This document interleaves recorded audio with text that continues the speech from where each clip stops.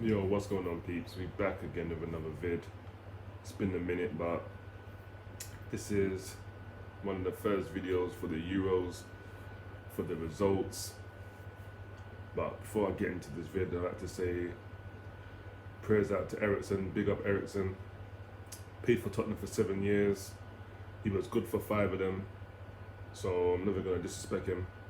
He was a lot better than he was crap for us, so I will not be disrespecting him. And obviously, when something like that happens, when you're on the verge of dying, all that goes out the window, regardless of what happened in the past or whatever it is. So big up Ericsson.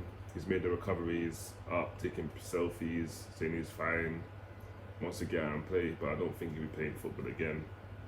I think his career's done. It's not worth the risk. So big him up, and his wife and his kids. And this is our first official video for the Euros. England video will be coming separate. I'm gonna do the England game separate. This is gonna be the first few games of the Euros. So yeah, Italy's, Netherlands, Spain. I'll be covering those games in this vid. But again, the England game will be separate. So make sure you subscribe, make sure you like, and make sure you comment, make sure you share. Now we got all that out of the way. Let's get into the vid. Obviously, we're going to start with the first game of the Euros, which was Italy v Turkey. And you can tell it was the first game of the tournament. It was a little tense, a little ropey in the first half. Some little bright spells from both teams, but more Italy were definitely the ones more likely to do anything in that game. And then second half come, and I guess you could say they probably got what they deserved.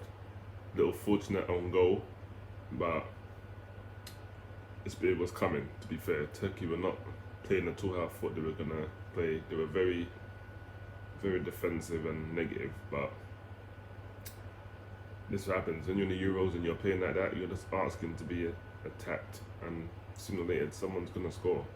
And if you're not making the chances, it's definitely not going to be you. So, it's what it is. And Immobile and Insigne on the goals on the score sheet as well, making it 3-0 to Italy against Turkey on Friday. That was the first game. Probably worthy winners if we're being real, because again, Turkey did not turn up. Didn't give Italy didn't really lay a glove on them, to be honest. A little disappointing in that regard. For the neutrals, wasn't really a good game, to be honest. And next we're going to do Belgium. We're not doing Wales. They drew 1-1. I'm not really expecting nothing from them, to be honest. So, it's what it is. Next up, we got Belgium v Russia. Belgium 3, Russia 0. And apart from the first, I want to say 15-20 minutes, it was a little cagey as well. Again, opening game. After that, it was all pretty much Belgium running the show, looking the more likely. And they finally got their breakthrough with Lukaku. Even though he scored in the 10th minute, it's a bit fortunate, but before that it wasn't looking like anything. But he grabbed the first goal, made it 1-0. Good instinctive finish, even though it was offside.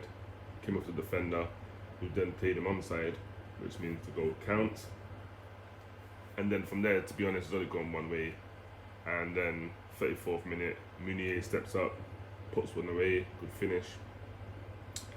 And then right at the death, Lukaku again, too strong for the defender, outpace him, and another good finish from him. On fire, Hazard made the little cameo. That's how much players they have in this Belgium squad, that he made a cameo. Not that he's been great, but we know what Hazard can do when he's on job, but it's just not really gone for him these last few months. But yeah, Belgium looking like a force, and looking like they're going to take some stopping. Next up, we're going with Netherlands. Netherlands 3, Ukraine 2. And this one was, it was a weird one, because Netherlands were definitely knocking on the door in the first half. Ukraine were having a little couple of half chances, but not really threatening. Second half comes and they get their goal, breakthrough goal through Ronaldo. Keeper should have probably come out and commit. To be fair, the keeper made two errors, I must say, in that game, which cost them the point at least. Not good enough goalkeeping, but yeah, he dropped the ball, and then Weghorst grabbed the second, and then Yarmolenko pulled one back, and then they pulled back another one, made it 2-2.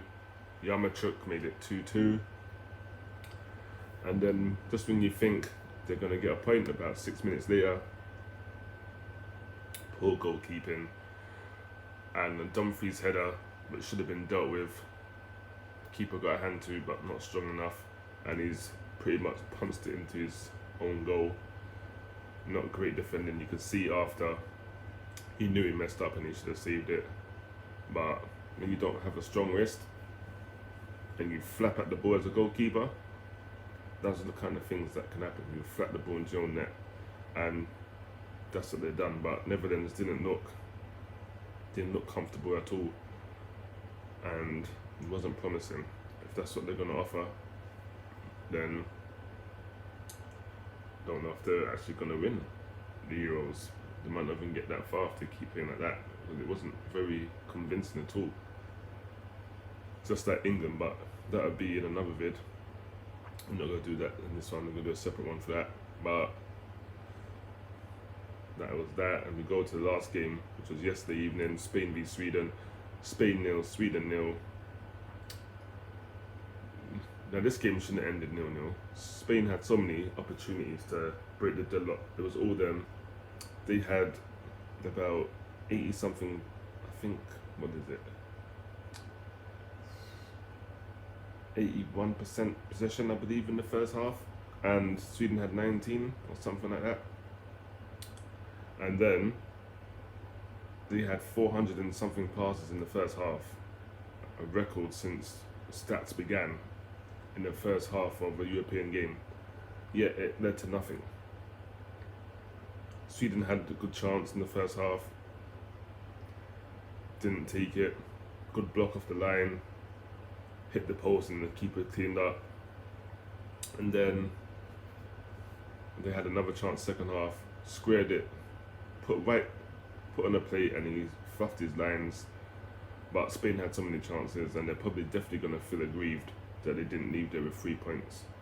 But they haven't won the opening game in these kind of competitions in about 5, so it's probably 6 now, maybe. I think they've won 1 in 6, so it's not great, but still, it was a youthful team, a young Spain side. They played well, to be fair. They had Olmo, I think they had like Morata and Alba in there, but pretty much young players like Torres, Danny Olmo. They had a lot of youth in there, so I'm not gonna really knock them. They did alright, but they just have to be a lot more clinical in their next game, because if they don't, they won't be going through.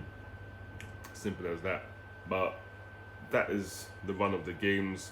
Quick little roundup, nothing crazy. And as I said, the England game I'll be reviewing in a separate vid, so look out for that. But you know the deal by now. Make sure you wash your hands. If you can't wash them, sanitize them. Keep your distance. As you know, lockdown has been extended until July 19th because of the new Delta variant. So please, peeps, now's the time to be safe and do the right thing. Wear your mask and all that.